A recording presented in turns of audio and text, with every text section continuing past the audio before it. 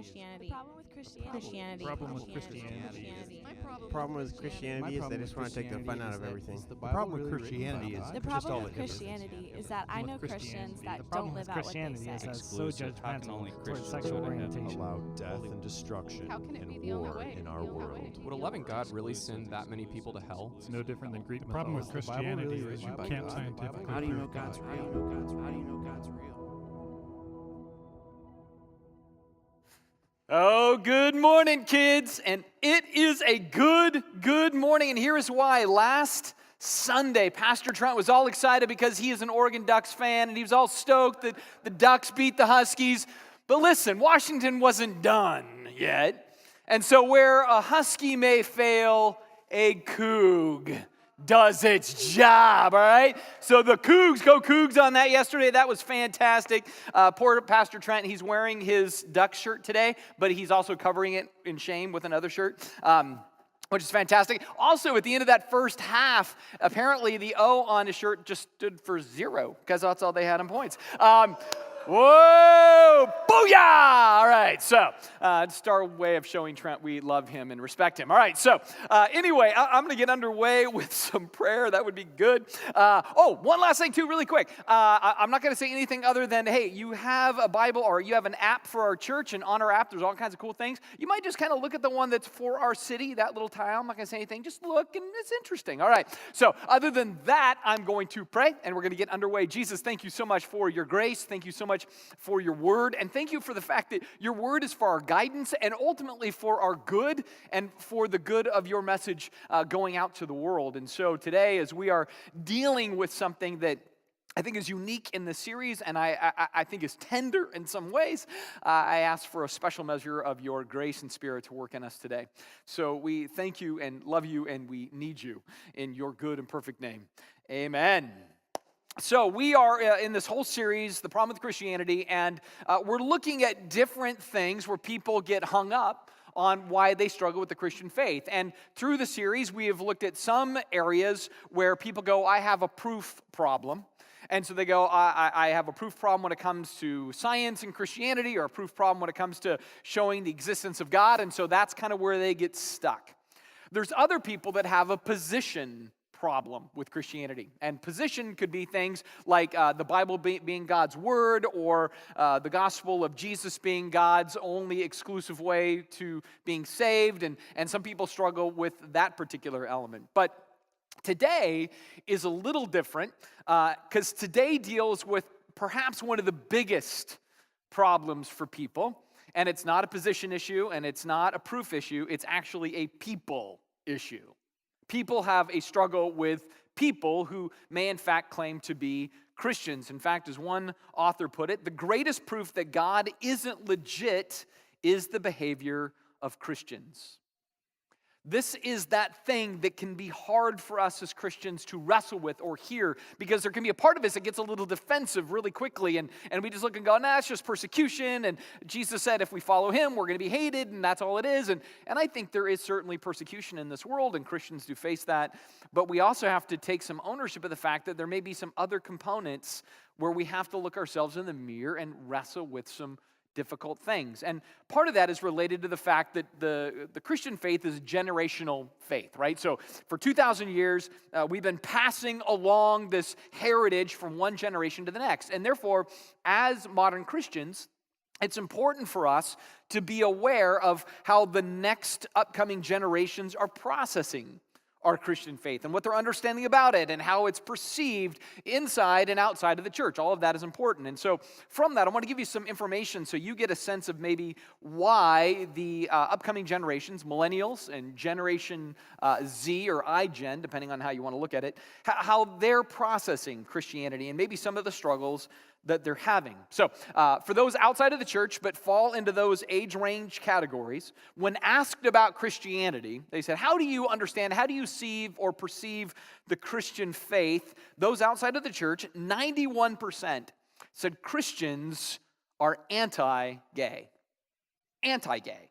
You know, like the agenda is somehow to be anti that population. 87% said Christians are judgmental. 85% said Christians are hypocritical. 70% said Christians are insensitive. And then 61% said Christians are confusing. Those are outside of the church. Now, maybe they were in the church at one time and then they've since left, whatever else, but that was kind of their take. Then they asked people inside the church, people that are actively involved in a Christian church, what their take was. And they said 80% believe that Christians are, in fact, anti-gay, 52% judgmental, 47% hypocritical. Interestingly enough, the numbers went way down on the idea of being insensitive. They said only 29% of Christians are insensitive, but they also agreed at 44% that Christians are confusing. And that's inside the church. That's our kids as they're growing up. And so inside of all of that, what kind of the conclusion was is that the problem isn't ultimately about our scripture or our sacrament or our spirituality, but it's a perception of our swagger, our disposition that is a problem maybe that people have. And so it's no wonder that today we're going to have to deal with this fact that Christianity has a PR challenge. It's seen in a certain light with a certain tone and a certain disposition and a certain spirit, which is why for many people the problem with Christianity is it's hypocritical. And that's the topic of the day.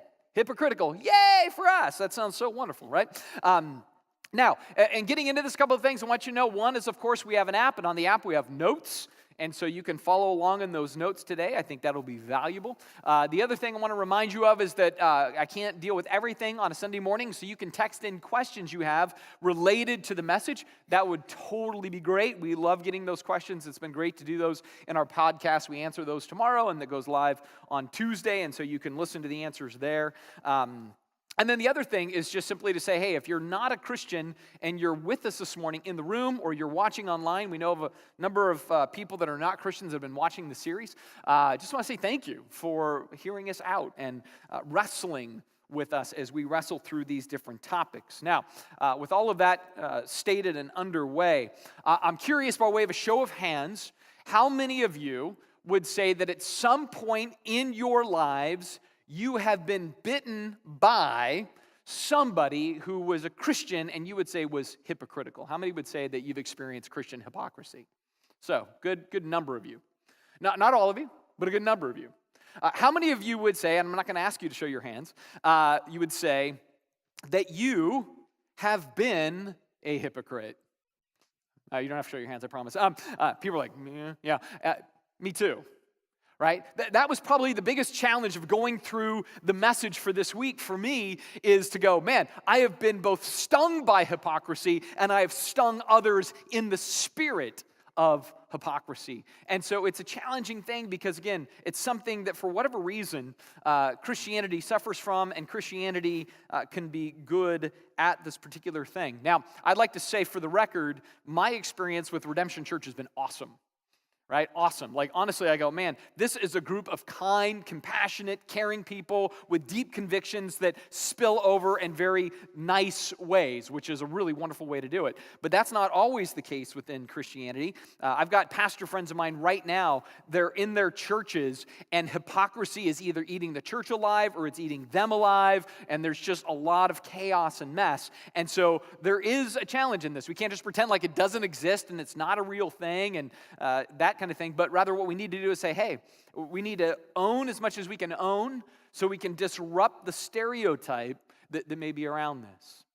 Because there is a stereotype, and there's all kinds of things that have contributed to the stereotype. In fact, I'm going to give a list of things that I think this is true. And again, this doesn't say everything about everything, but it says something about something. There are many out there that struggle with Christianity because they see the current president. And I'm not commenting on his policies or whether you liked him or didn't like him or voted or didn't vote. I don't mean like that. But when you have a topic like it comes out that he realistically had an affair with a porn star, and the response of one of the largest churches in the United States, an evangelical pastor, goes on Fox News and says, well, you know what? Everybody knows that Reagan was a womanizer too, and it's not that big a deal. And I'm like, you're not helping. You're not helping to be a pastor that comes on and says, what's the big deal really? Instead of saying, nope, this is just wrong. It's just wrong, it's sin, and we're going to pray for him, and we're brokenhearted by this. There was this defensiveness, and it kind of then gives up moral high ground. People go, well, that's what evangelicals do. When it's their guy, they defend it, and they blow it off. If it's not their guy, then they're all up in arms about it, and so it's inconsistent. It's hypocritical, right? Or the Catholic sex abuse scandal. We go, we're Protestants. That doesn't wash up on our shore. You know what? For a lot of outsiders, that's just Christianity to them. They don't go, oh, Catholics versus Protestants, I see. They just go, no, see, there's abuses. Christianity abuses people. That's where their mind goes. Or they look at televangelists and see a guy that's like, I need $52 million for a jet. They go, wow, that's what Christianity is. It's money. Even in our own region, in the last few years, we've seen two of the largest churches in our region, for different reasons, implode under the auspice, as we'll see this morning, of some element of hypocrisy. Right? So it's in all kinds of shades. There's been people that have had family members that tried to drive the Bible down their throat, or had friends that were really, really aggressive with it, or there's been people that were really on fire and then their lives completely blew out, and then people are like, well, that's what it is. If that's what it is, I don't want to have a part of it. Like, all of that has been things that have happened. And we should just be honest with those challenges. Even as a pastor, over the years, there's certainly been people that have come to me and said, you know what, these are literal, actual quotes. People will say, like, you know what, I like hanging out with non-Christians more than Christians because at least I know where I stand with my non-Christian friends. I mean, that's something that's been shared with me before. Or as one person said, you know what, I want to get back into church, but I got so hurt in the last one that I don't know if I feel safe to plug in to this one. Or as one parent told me, I am totally worried about parenting my kids at church because I feel like everybody judges me for my parenting.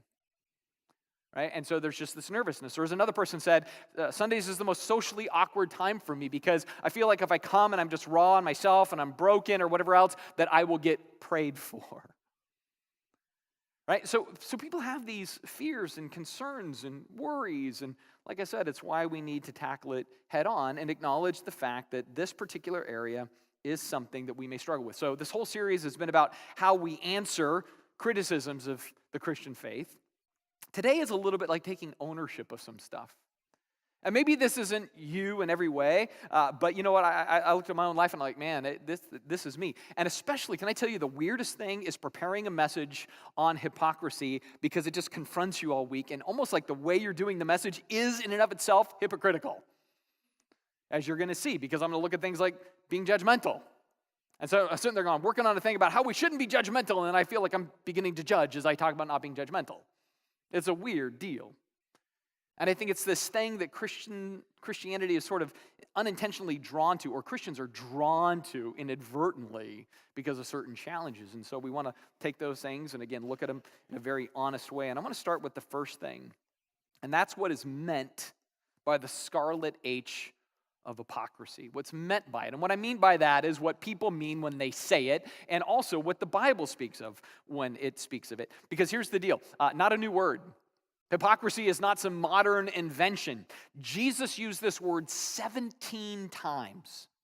17 times he utilized the word hypocrisy. And in that culture, the language that the Gospels were written in, Matthew, Mark, Luke, and John, these histories of Jesus, that language used this word hypocrite or hypocrisy as a stage actor. One who played a part, one who put on a mask and pretended to be one thing when they were really another thing. So basically in about a week and a half, we're going to have thousands of little hypocrites running around Duvall, right? They're going to all have masks. They're all going to be playing a part, and some are going to be clone troopers, and some are going to be bunnies, and some are going to be unicorns, and they're all going to play this part on Halloween, and it's like stage acting. It's like being a type of hypocrite in a fun way. But this word hypocrite, as we see it both in culture and in Jesus and how he uses it, it's a catch-all word, right? In other words, it can have different outliers inside the word. It's a little bit like as a kid growing up in Arizona where everything was Coke. You want a Coke? Yeah, what kind? Sprite, right? You want a Coke? Yeah, what kind? Dr. Pepper. It's a Coke machine. It has all those things inside. It's all Coke, but then you have to specify. Hypocrisy is like that. It's a catch-all word, and then there's stuff inside of it. And so I kind of look at this as like the Bermuda Triangle of hypocrisy, all right? It's where people go and they vanish without a trace, because this is this place, this thing, this triangulation of different things that come out in hypocrisy that really can grip us sometimes. And so it's things like being judgmental or legalistic or inconsistent. Those three things encapsulate this idea of hypocrisy. The first one, judgmental, up there in the little triangle. This has to do with Christian pride, right? When a Christian is judgmental, it's where they can't help but start to look and go, well, those people, we're better than those people. Those people, they make these decisions about marriage or parenting or life or money or education or whatever their habits are, whatever else. And so there's this sense in which we kind of look down our nose at them. We think we've got it more figured out. We're better people. We're more ethical than them, whatever else. And so we can't help but begin to look at them in this negative type of light. And that is a very real danger. And from that, we sometimes are known more for what we're against than what we're for, right? And so from that, there's this tone in which people go, Christians generally judge. And that's why we saw those polls from millennials and iGen where they're like, that's the highest thing. Christians are against, they're anti, and they judge. The second one is the legalist. And this is like the first cousin to being judgmental. And where the first was about pride, this one is about pressure, right? The pressure to get people to conform to standards that either A, we create that are not in the Bible, or B, standards that are in the Bible, but they're for people who believe the Bible and follow Jesus. They're not standards that we're supposed to apply to those who don't believe in Jesus and don't believe the Bible, and we hold them to it as though they do. That can be the danger of legalism. It's pressure. So one is about an attitude. The first one is about an attitude of judgment. The second one is about an expectation that people do what we want them to do in the way we want them to do it. And if not, then we sort of bring that idea of judgment plus a sense of shame to the equation. To go, well, then you're broken. And that is the legalistic spirit. And these two, like I said, they just kind of feed off of each other. But then the third is the inconsistent aspect. And this isn't pride, it isn't pressure. This is about pleasure. This is the person that preaches one thing but then lives another way. They talk about Jesus and the Bible and God and the gospel, but then their lifestyle, their life decisions, their choices, that does not match. And that is also hypocrisy. And what's weird about this is I've had people in my life that were very inconsistent, but they talked the talk, and they were really uniquely good at judging the world around them while looking a lot like the world around them. It's a strange thing. And all three of these are kind of, like I said, they kind of rotate around one another. They all have a kind of a similar problem. And so sadly, all three are things that we have found in fellow Christians at times. And soberly, all three are things that Jesus spoke to. And he spoke to aggressively. And so that's number 2 in your notes, Jesus versus the hypocrites. Because he took on hypocrites. Now here's what's interesting. When you look at the life of Jesus, you scan over and you see that he's very kind and compassionate and gracious and thoughtful, and he's friends of broken people. And he says, I didn't come for the righteous, but I came for those who are sick, those that need help. And so, man, there's this deep, deep investment, and people were drawn to Jesus that were the untouchables, and he would touch them, and they would feel this sense of connectedness to him. So that is so much the portrait of Jesus, but you want to see Jesus get angry. You want to see him pull out of the bag Mr. Potato Head angry eyes and put them on and be like just a dad 2 hours past curfew angry. Like that kind of angry. That took hypocrisy. Right? When that would roll in, when he would use that word, because he would see that spirit, you see Jesus at his most aggressive. And it's in these 3 different areas. First, we see it with Jesus and the judgmental hypocrite. He starts off by saying this, judge not, so that you would not be judged. For with the judgment you pronounce, you will be judged, and with the measure you yourselves use, it will be measured back to you. Now, real quick about this, Jesus is saying at the get-go, to the degree that you tend to look down your nose and think you're better than others, FYI, God's going to use that measurement with you. So you're setting the bar, but also the world around you is going to use that measurement with you. So what he's saying is a graceless disposition will be met with a graceless disposition.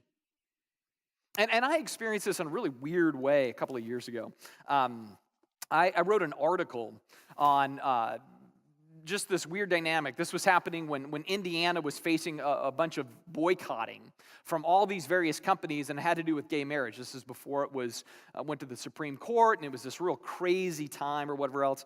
And I wrote this article basically because what was happening is all these companies were, again, doing this financial boycott, and it was just this really crazy deal. And my article was saying that the social left had simply borrowed the playbook that the social right had been using for 20 years and applied it.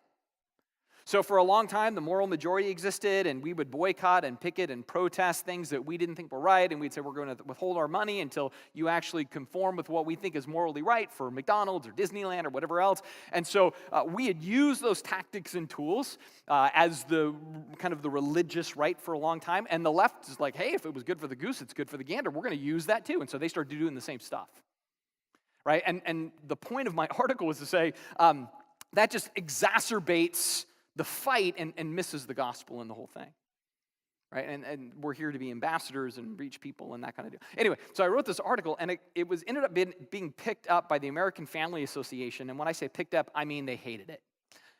And so they wrote an article about my article, which is so weird. I'm like, I just live in Duvall, man. And suddenly this national organization reads my thing, and they write an article against my thing. And it was this whole deal. And this is where the hypocrisy of it came into play. So I ended up in a private conversation with like the vice president of the American Family Association. And you know, he's just like, you're just another liberal. And I'm like, nah, dude, it has nothing to do with any of that. I said, you're calling for boycotts of like Angie's List, right? Because apparently you don't need people to clean your gutters, and so you're going to go after Angie's List. But the number one boycotter of your state in Indiana right now is Apple, right? So Tim Cook and Apple said they boycott everything with Indiana. And I said, but you're not calling for a boycott of them because you're on iTunes and you use their products. So you're going to pick this group, but you're not going to pick that group. I said, it's hypocritical. It's inconsistent. On top of the fact that I don't think anybody's like, wow, you're boycotting us. We would love to hear the gospel from you. Right? Because I don't know if I've ever met a person that says, you know what, I felt bullied into the kingdom. It worked really good. Like, you know, I've never met that person, you know?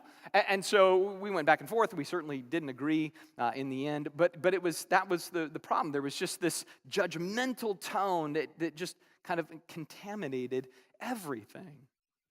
And so they were being judged with the same judgment they had used for years. And it was a real mess. So Jesus says, man, you don't want to do that. He says, why do you see the speck that is in your brother's eye, but you do not notice the log that is in your own eye? Or how can you say to your brother, let me take the speck out of your eye, when there's a log in your own? Right? I mean, this is pretty clear, right? Pride, Christian pride, blinds Christians when it comes to seeing sin clearly. It just blinds us, right? It's like objects in mirror are bigger than they appear. Like sins in our culture are bigger than they appear when we're judgmental. Here's the thing about judgment. It's above our pay grade. It's just above Christian pay grade on this one, you know, where it's like we have enough mess to kind of deal with. And that's partly what he's saying is, man, you have to deal with your mess first. And if your tone and your spirit is looking down on them, they're sinful, they're leftist, they're broken, they're whatever they are. Right? And the thing inside you is frustration and irritation. That is probably a giant board sticking out of our face. Because that's what I wrestle with. I have my moments of that kind of judgment when I look at society or culture or things going on in our world or whatever else. And I think I know when I've turned the corner into the right thing, when it's not frustration and anger and irritation, but rather I break and I hurt for people in the mess, in their sin, right? Like that's when I know I'm in the right space. I'm in the wrong space when I'm just irritated and frustrated. I'm in the right space when I go, man, I know that life is better with Jesus. I wish they had that. I wish it was different in their life than what it is. And I'm desperate in prayer for you to intervene into their lives, God, more than I'm just seething in front of the news. All right? Because that's what matters. And so Jesus is like, man, you don't want to go down that road, because if you do, what's he say? You hypocrite. Verse 5, you hypocrite. You stage actor, you poser. I don't believe he's saying this in a casual, friendly way. No, he says, here's what you want to do. You want to first take out the log of your own eye, and then you will see clearly to take the speck out of your brother's eye. Religiously approved arrogance is easy to come by, right? Because we have a book, and the book has rules, and it's easy to want to take those rules and apply them to everybody, even the people that don't know Jesus, forgetting that what's most critical about people who don't know Jesus is they don't know Jesus.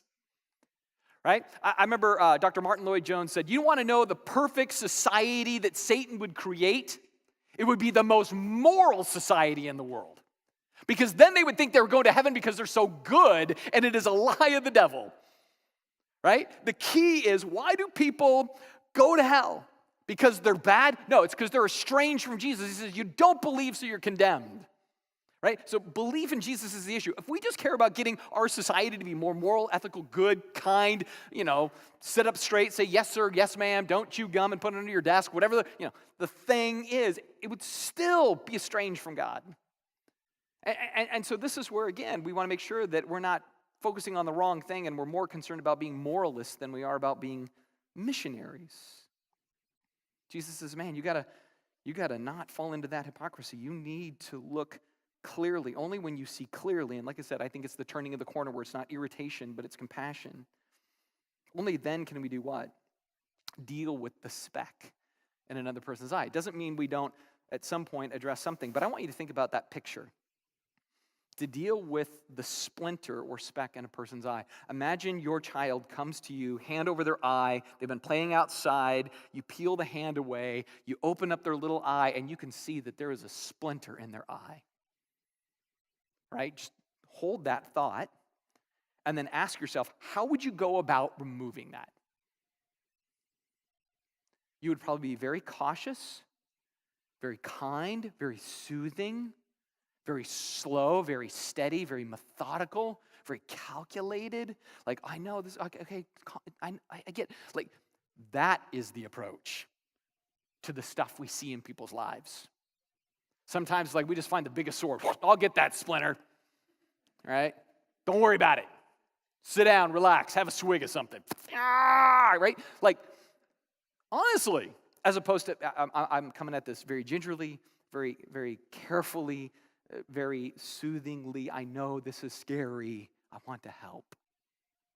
That's how Jesus says we approach these painful things. Other than that, he goes, man, it's destructive because it's judgmental, and judgmental, like I said, is above our pay grade.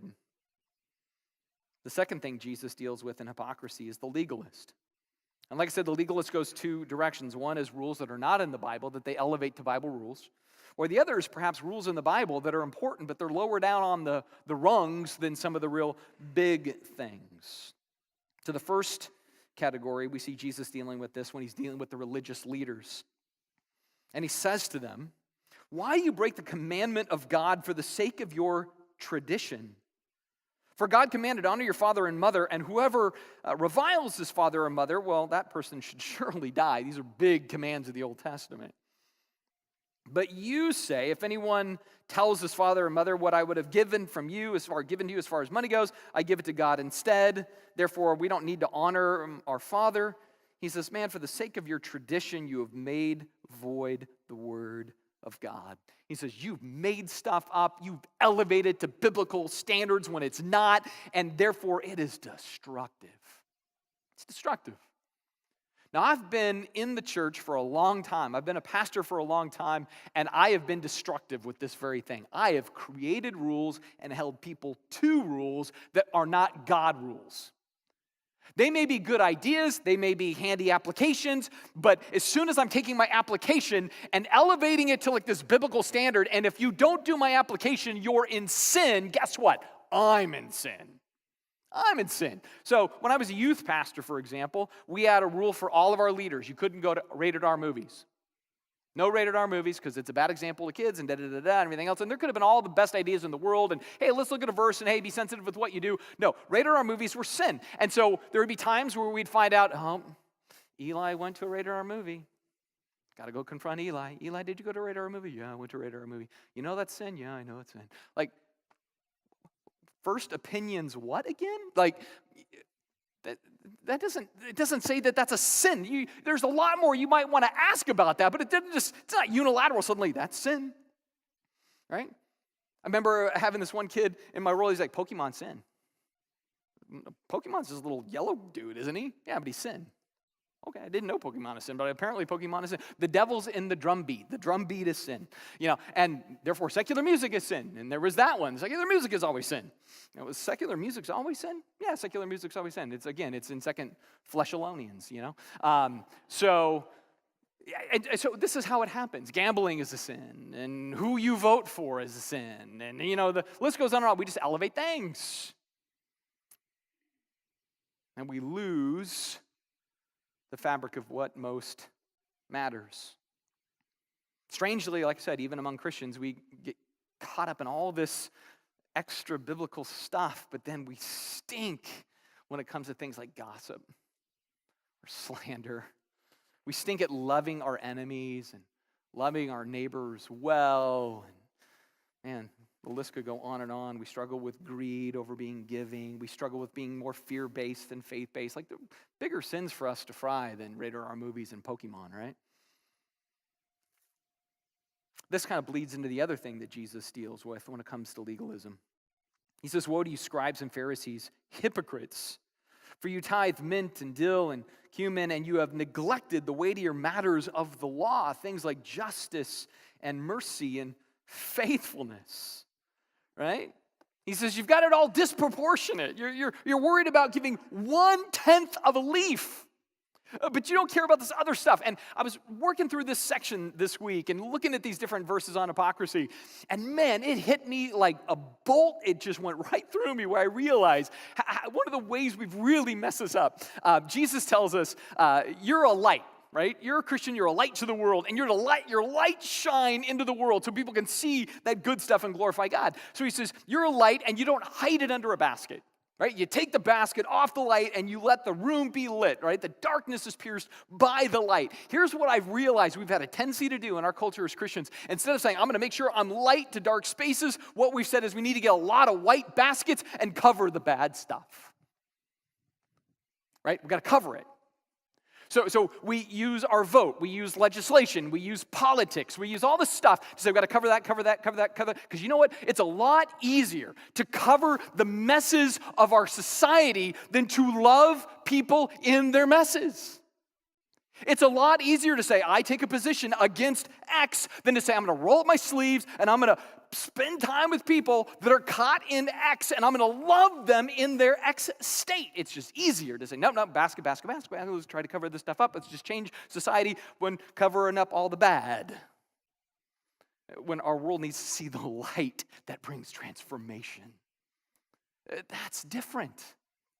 That's different. Now, I'm not saying, oh, Matt's saying you don't vote. Matt's saying you don't. That's not my point. My point is, where are we banking on? That being light is what most matters, loving people where they're at is what most matters, or saying, no, I just want to debate and oppose and stand against the people that matter. And again, it never builds a bridge and it never creates a relationship, and we never get an opportunity to show the light. I think I've shared this story before. It's this one, he's a millennial-aged gay activist out of Portland that I've been interacting with on occasion. And he sent this message to me. He goes, here's what I just don't understand about you Christians. You won't even tolerate me. And it was so weird. It kind of snapped finally in my head.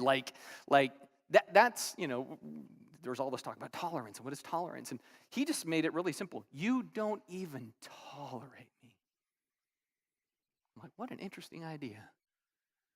Why did he feel that way? Basket. Legislation, rules, morality applied to those who don't know Jesus. All this stuff, that's the way he interprets that. Whether he's fully clear on that or not clear on that, that's beside the point. But I just went back to, he doesn't see the light in the same way. He just sees all the other. And so it's like, man, how can he at least know I tolerate him? At least that. Jesus tells me to love him. How do I just get it to the place where he thinks I tolerate him? See, when Jesus looks at the Pharisees and the scribes, he says, woe to you when they do this. And by the way, that's not, whoa, dude. You know what he's saying? He's saying, damn you. He says, damn you for this. So I don't think we realize the magnitude of this. It so disrupts what the gospel is all about, what the good news of Jesus is all about. So much so that he says, it's a damnable offense. Like, I'm swinging for the fence on this one because it's so big when these things happen for those who claim to be representing my background. He says you need to be more focused on fairness and kindness and loyalty and faith, right? Those things. Not that you get rid of the lesser things. He doesn't say, so stop tithing. He says you should have focused on that, but you really need to bump this other stuff up as well. That then kind of dives into the third component, Jesus versus the inconsistent hypocrites. He says the scribes and the Pharisees, hey, they sit in the seat of Moses, right? They tell you what the Old Testament law says. And so you do and observe what they tell you. When they read you the Bible, you do what the Bible says, right? The Bible is right even when the leaders are wrong. That's his point. He says, but not the works they do. Don't try to mimic their behavior. For they preach, but they do not practice. They tie up heavy burdens, hard to bear, and they lay them on people's shoulders, but they themselves are not willing to even try to attempt to move one with a single finger. See, here's the thing. The gospel, this message of Jesus that he comes into the world, it's about life change. It's not simply a dogma or a creed. It's a message that brings transformation. Therefore, what he's getting at is, if I proclaim a message and you're not transformed, you don't look different from the message, then it undermines the value of the message. It doesn't mean the message isn't true, but it undermines its value because they look and they go, wait, it says life change, but you don't look like you're a changed life, and therefore, is that message reliable? I mean, this is why Jesus is kind of upset at that one, right? He says, if you talk of being different, but you don't act different, then you make a difference in the worst way possible. We're always making a difference for good or for bad.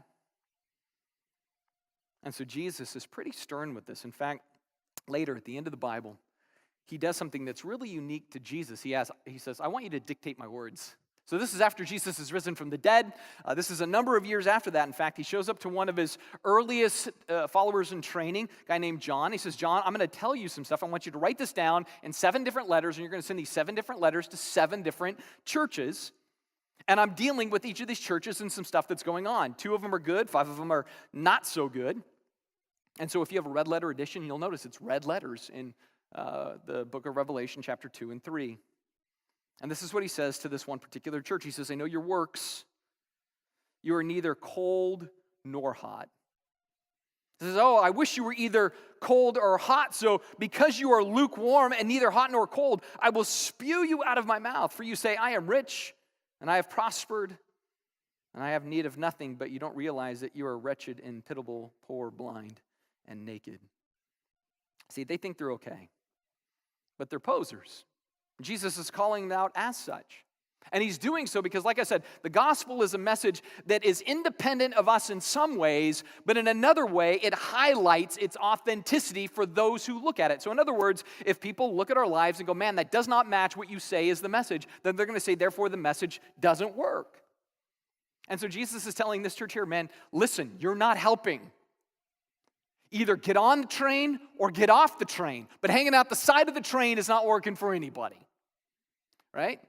And so he's very strong, very determined, very dogmatic even, that they would see how they're negatively affecting the gospel. So Jesus, he can't stand hypocrisy. And he's just saying, man, you got to go to war with it because whoa. It harms so many people. Now, here's the danger in this whole talk today. The danger is that we start getting super hyper about hypocrisy, right? And we start trying to run around and pretend like we're just little perfect people, like we're all just super pleasant all the time, so nobody thinks we're hypocritical or judgmental or just we're like the Stepford wives for Jesus, just yes, we're all happy, right? So I'm not trying to promote that.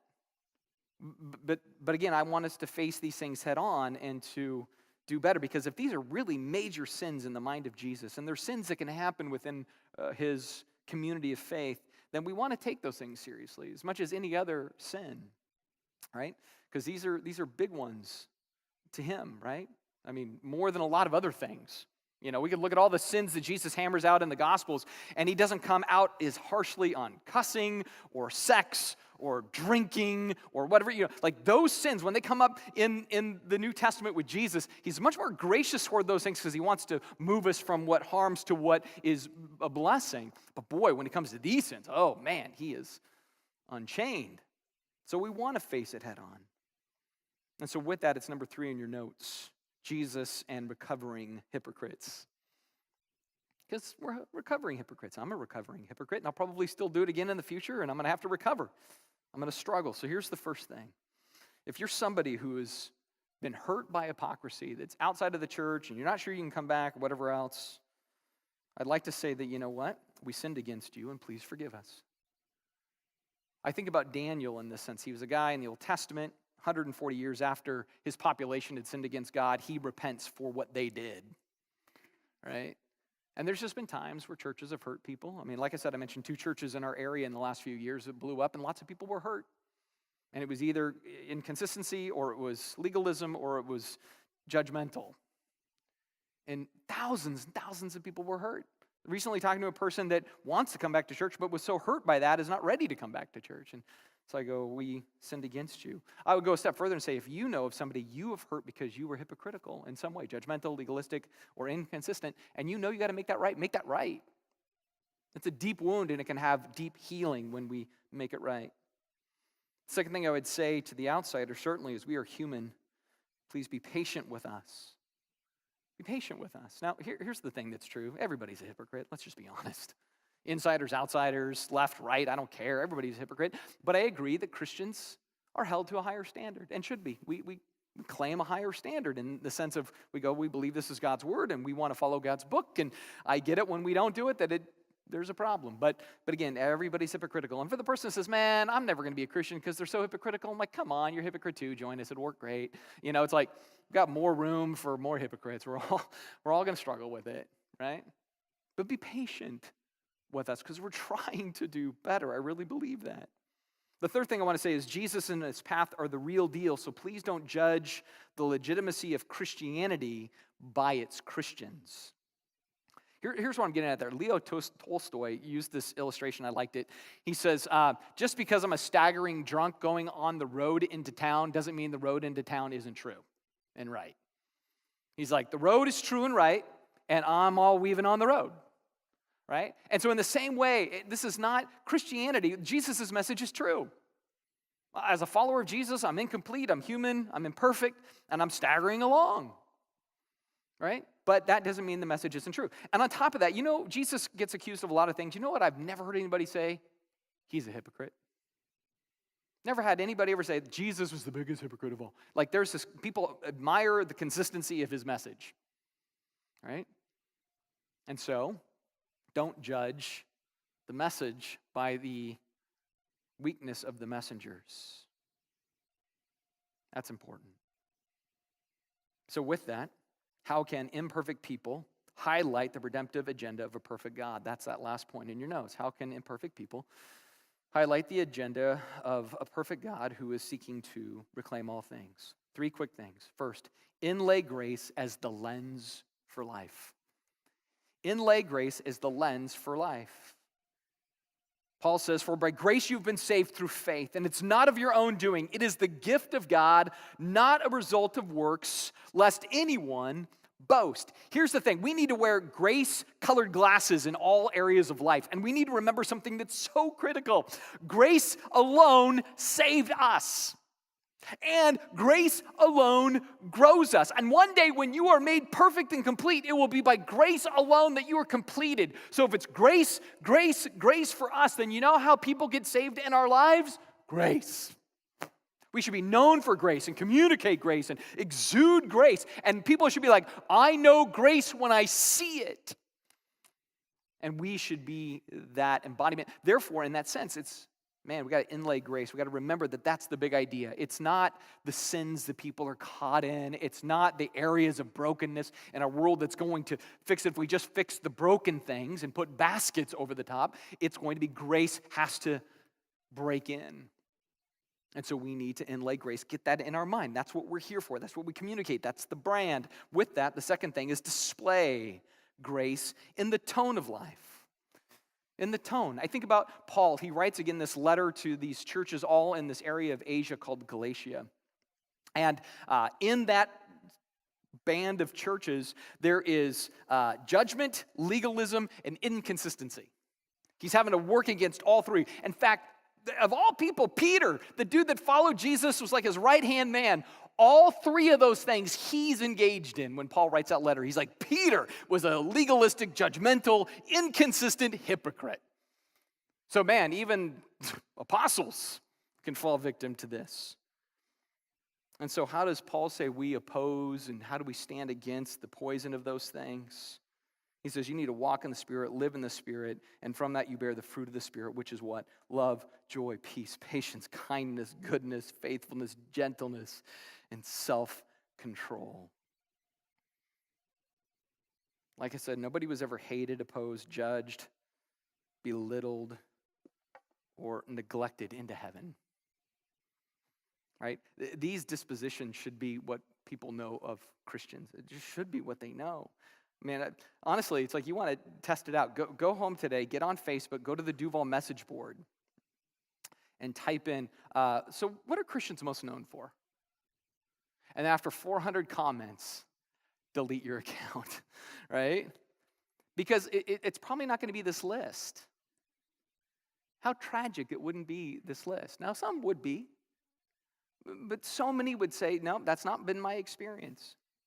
And yet that should be our disposition. That should be our tone. And then last, we relay grace as the message of life. Again, to that same letter with those same broken churches, Paul writes, I'm astonished that you are so quickly deserting him who called you in the grace of Christ and are turning to a different gospel. You know what the different gospel was? Works. Measure up. Conform to what we expect. This is our standard. You should live by our standard. And Paul says, you know what? That is a different gospel. And if anybody preaches a gospel contrary to the one that we have received, let him be cursed. Let him be damned. He says, you know what? That is the worst of all because it undercuts grace. Judgment, legalism, and inconsistency. It undercuts all of that. In fact, later, Paul says to his friend Timothy, that is a doctrine of demons. I mean, it's the worst thing ever. And so that's why we want to take it seriously that, you know what, the world needs to hear from us is grace. They need to feel from us grace. They need to see in us grace. They need to be saturated with the fact that we believe grace is the thing that matters, that Jesus' gospel is centered on grace. We do not need to be the moralists of our society. We need to be the missionaries to our society. Now, do we need to live as morally as possible? Absolutely. Do we need to embody transformation? Absolutely. But that's what we remember. This is not about getting people to conform. It's about letting them know that Jesus brings grace, and that grace transforms. Let's go ahead and pray together. Jesus, I thank you for painful reminder. I thank you for the fact that you make us uncomfortable. And I pray that we will take earnestly, seriously, the fact that we are ambassadors of grace, that we will pray fiercely for those in broken spaces, sinful spaces, lost spaces, that we will love fiercely people that are estranged from you. And we're doing that because we fiercely love you. We thank you and praise you in your good name. Amen.